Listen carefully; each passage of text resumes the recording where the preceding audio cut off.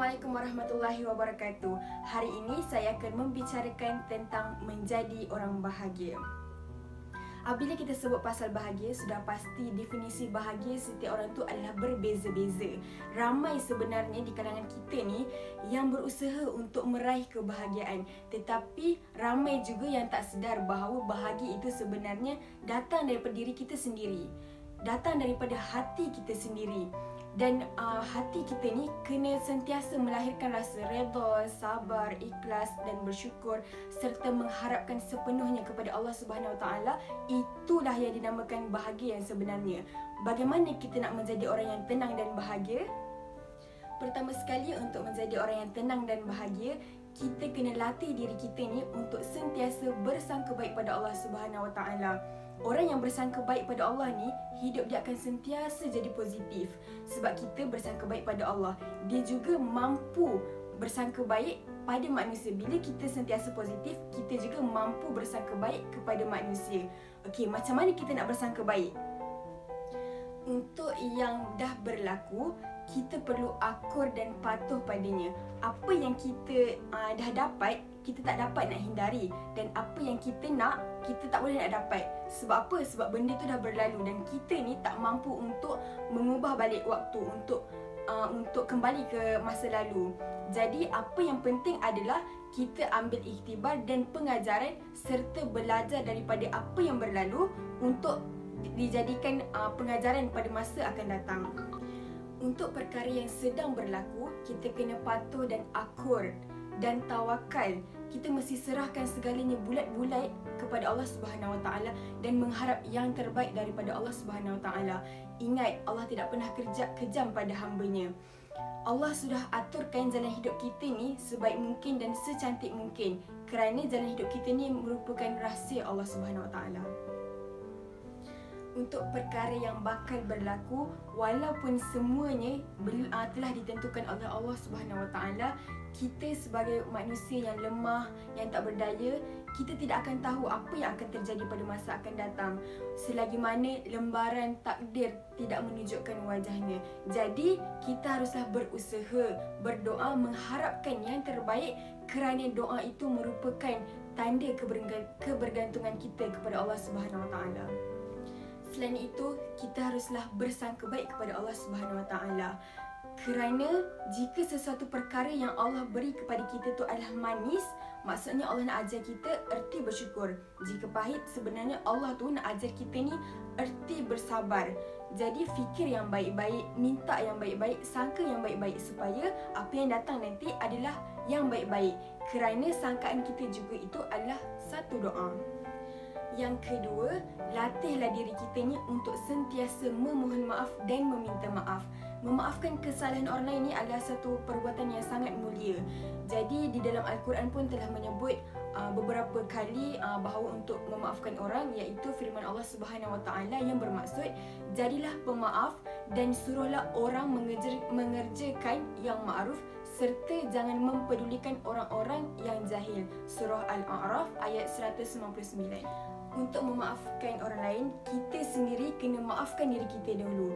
Kerana kebahagiaan itu sebenarnya datang apabila kita maafkan diri kita sendiri. Pernah kan kita rasa macam kita ni tak berguna, kita rasa kita ni salah, kita rasa kita ni tak bersyukur, kita rasa kita ni lalai dan sebagainya. Jadi kalau kita nak bahagia, kita kena maafkan diri kita sendiri dulu. Dan kita kena tahu bahawa apabila kita maafkan orang lain, Allah akan campakkan rasa tenang dalam diri kita.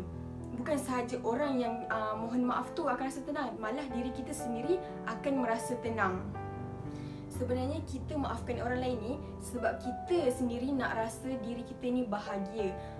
Mustahil lah kan, mustahil untuk kita ni melupakan apa yang orang dah buat dekat kita sampaikan kita rasa kecewa, kita rasa sedih, kita rasa tak dapat nak maafkan kesalahan orang tersebut. Kita kena ingat, yang melupakan tu adalah kerja Allah. Jadi kita jangan buat kerja Allah. Sebab apa? Sebab Allah tak suruh kita melupakan, Allah suruh kita memaafkan. Kerana Allah akan meningkatkan darjat mereka yang memaafkan orang lain. Kita juga harus ingat bahawa setiap manusia dekat dunia ni melakukan kesalahan walaupun sekecil-kecil perkara. Sebab dan janganlah kita ni rasa malu untuk memohon maaf dan meminta maaf. Sebab apa, dekat dunia ni ada dua perkara yang manusia selalu lupa. Kita nampak macam benda tu mudah je tau, tapi tak ramai yang sanggup lakukan tu. Dua benda tu apa? Dua benda tu ialah meminta maaf apabila melakukan kesalahan dan berterima kasih apabila menerima kebaikan. Okey, kita nampak macam benda tu mudah, tetapi kadang-kadang benda tu sebenarnya sukar untuk dilakukan. Kerana apa? Kerana ego yang tersemat dalam diri kita ni.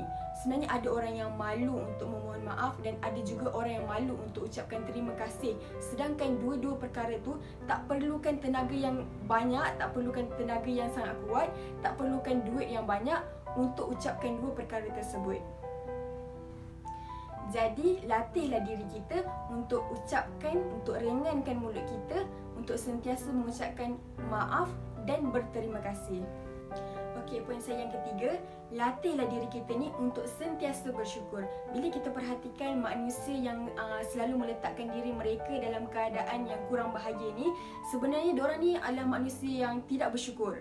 Jadi bagaimana kita hendak menjadi orang yang bersyukur? Lihat pada orang sekeliling kita yang kurang bernasib baik daripada kita. Allah Subhanahu Wa Taala telah berfirman di dalam Al-Quran yang bermaksud, dan ingatlah ketika Tuhan kamu memberitahu, demi sesungguhnya jika kamu bersyukur, nescaya aku akan tambahkan nikmatku kepada kamu, dan sesungguhnya jika kamu kufur, ingkar, sesungguhnya azabku amatlah keras. Surah Ibrahim ayat 7. Mungkin selama ni kalau kita sedar, kita jalani hidup kita ni tanpa ada rasa syukur, atau hanya rasa syukur kita tu sedikit saja. Sebenarnya manusia ni sering merasakan yang diorang ni miliki segalanya. Apa yang ada dekat diorang ni adalah hak mereka. Sebab itulah apabila keinginan seseorang tu tidak dapat dicapai atau tak dapat diperolehi, kita ni mudah merasa kecewa, kesal. Sebabnya kita ni dah salahkan takdir. Kita salahkan takdir dan mula menyalahkan orang lain. Kenapa kita ni selalu menyalahkan takdir dan menyalahkan orang lain? Itu kerana kita ni kurang rasa syukur dalam diri. Sebenarnya kunci hidup bahagia ni adalah jalani, syukuri, nikmati. Kalau kita mengeluh apa yang dah jadi dekat kita ni, kita tidak akan rasa bahagia, kita akan rasa tertekan. Sedangkan bersyukur ni akan membawa kita kepada ketenangan. Jadi, belajarlah bersyukur dengan apa yang kita miliki. Kerana bahagia belum tentu membuatkan seseorang bersyukur, dan bersyukur sudah pasti membuatkan seseorang itu bahagia. Kesimpulannya, kita bukanlah tak boleh bahagia, tetapi kita sendiri yang memilih untuk tidak bahagia. Kenapa kita tidak bahagia sedangkan kita boleh pilih bahagia? Sebab bahagia itu adalah satu pilihan. Jadi, teruskan melangkah dan pilihlah untuk hidup bahagia. InsyaAllah bahagia itu pasti akan ada. Nikmat memerlukan syukur, ujian memerlukan sabar, manakala dosa perlukan istighfar dan taubat. Bila ketiga-tiga hal tersebut terkumpul dalam diri seorang mukmin, maka ia pasti akan meraih kebahagiaan. Kita bahagia dengan cara kita.